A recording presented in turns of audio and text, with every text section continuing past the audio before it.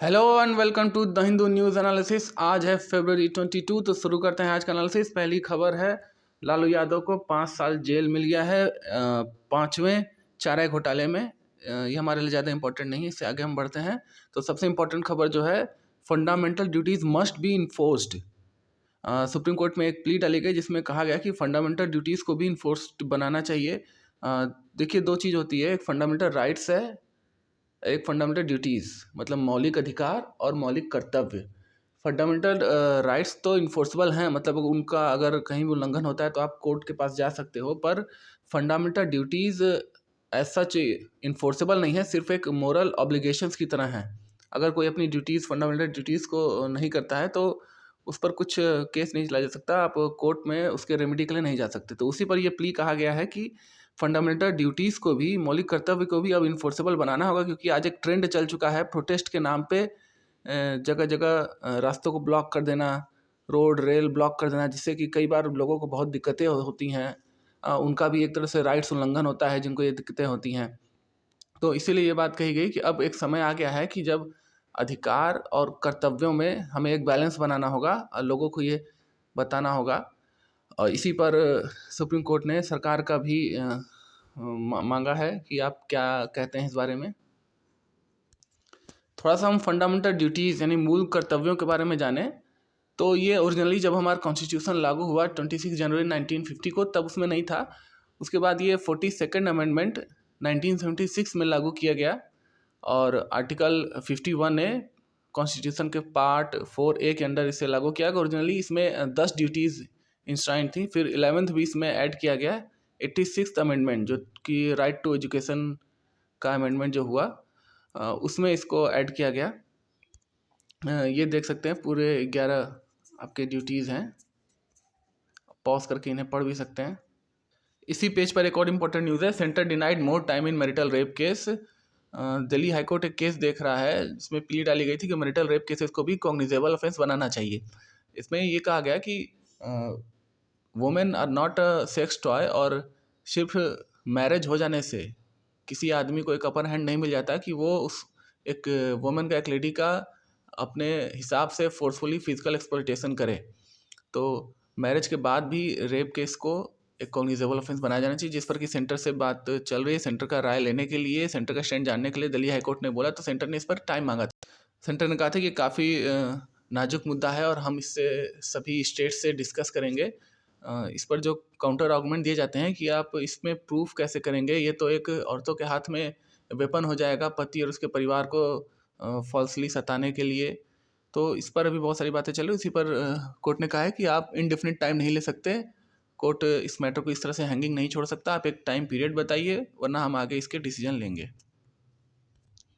Next है, government bets big on animation gaming.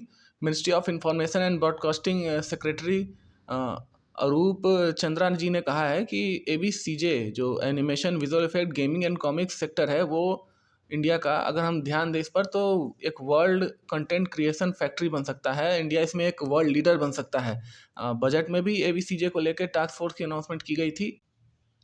इसमें ये कहा जा रहा है कि इस सेक्टर में हाई स्किल्स की ज़रूरत होती है और गवर्नमेंट इसको फोकस करना चाहती है। तो उस पर आप देख सकते हैं कि आगे कोई इस पर अनाउंसमेंट भी हो सकती है, प्रोग्राम्स भी हो सकते हैं, और कहा जा रहा है कि एक अच्छा मौका है भारत के लिए कंटेंट क्रिएशन फैक्ट्री के रूप में वर्ल्ड का बनने का इस ABCJ डिपार्टमेंट में।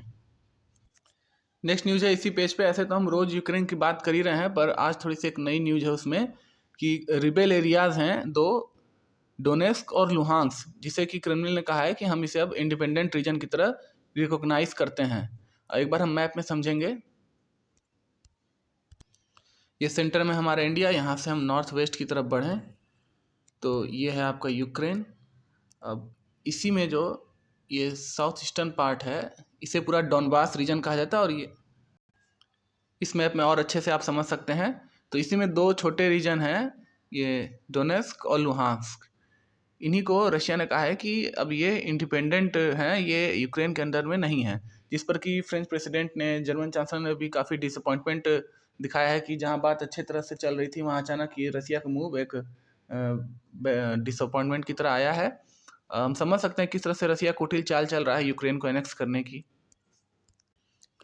नेक्स्ट खबर है पेज नंबर 5 से।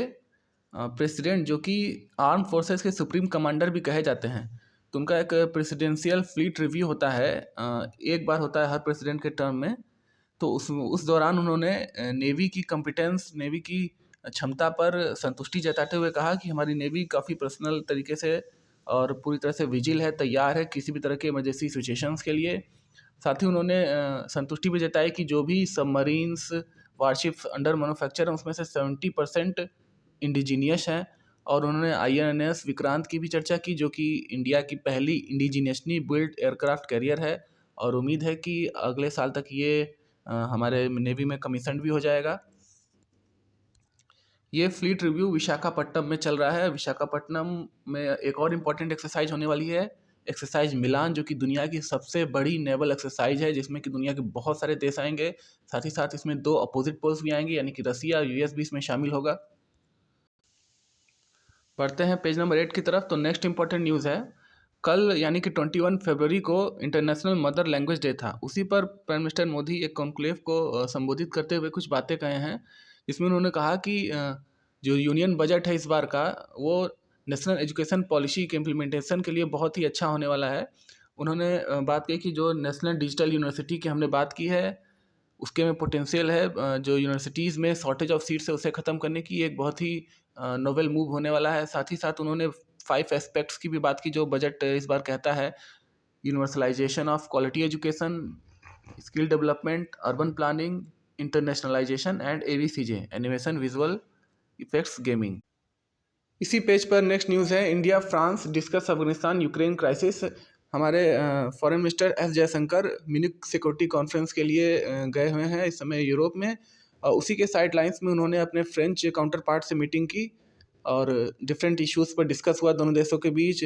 आगे होने वाले EU minister conference on Indo Pacific पर भी डिस्कस हुआ, जिसका कि चेयरमैन जो रहेगा फ्रांस रहेगा, इसलिए भी फ्रेंच इंपॉर्टेंट है इस टाइम।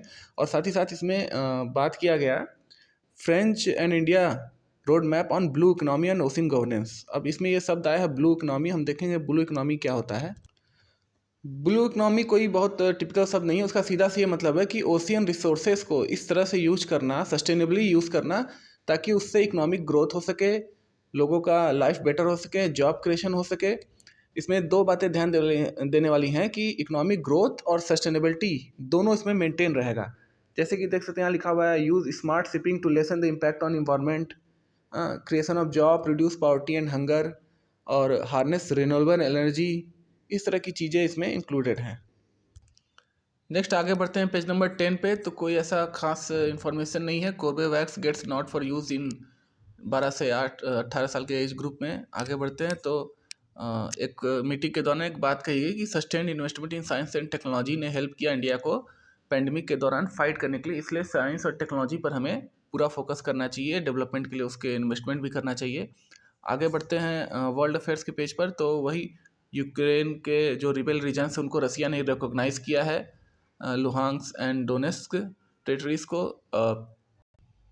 उसके बाद आगे देखें तो पाकिस्तान में साइबर क्राइम लॉ बनने जा रहा है, जिसमें कि अगर आप मिलिट्री का क्रिटिसिज्म करते हैं तो 5 साल की कैद है, फेक न्यूज़ फैलाने पर नो बेल। इससे ज़्यादा एक इम्पॉर्टेंट न्यूज़ ये है कि पाकिस्तान के प्राइम मिनिस्टर रसिया जाने वाले हैं पुतिन से मिलने। अब ये 2 दशकों में 20 सालों में पहली बार हो रहा है। इंडिया रसिया जहाँ क्लोज फ्रेंड्स हैं, वहीं पाकिस्तान पहले USA के तरफ माना जाता था, और अब वो रसिया की तरफ अगर झुक रहा है तो ये इंडिया के लिए स्ट्रेटेजिकली बहुत इंपॉर्टेंट नहीं है अगर दोनों में क्लोजनेस बढ़ता है तो। बढ़ते हैं लास्ट पेज, बिजनेस पेज पे। तो एक छोटी सी बात यहाँ कही गई है कि गवर्नमेंट ब्लॉकचेन टेक्नोलॉजी के अगेंस्ट नहीं है। हाँ, हम क्रिप्टो एसेट्स और उनके पेमेंट्स के अगेंस्ट हैं, क्योंकि ये ट्रेसेबल नहीं है और इनसे इलीगल चीज़ों को काफ़ी बढ़ावा मिलता है, पर हम पूरी ब्लॉकचेन टेक्नोलॉजी के विरुद्ध नहीं हैं। So that's it for today. मिलते हैं नेक्स्ट एनालिसिस में, तब तक के लिए थैंक यू, बाय बाय। और जाने से पहले प्लीज़, अगर मेरा एफर्ट आपको ज़रा भी अच्छा लगा तो इसे लाइक कीजिए, सब्सक्राइब कीजिए और अपने दोस्तों से शेयर कीजिए। Thank you.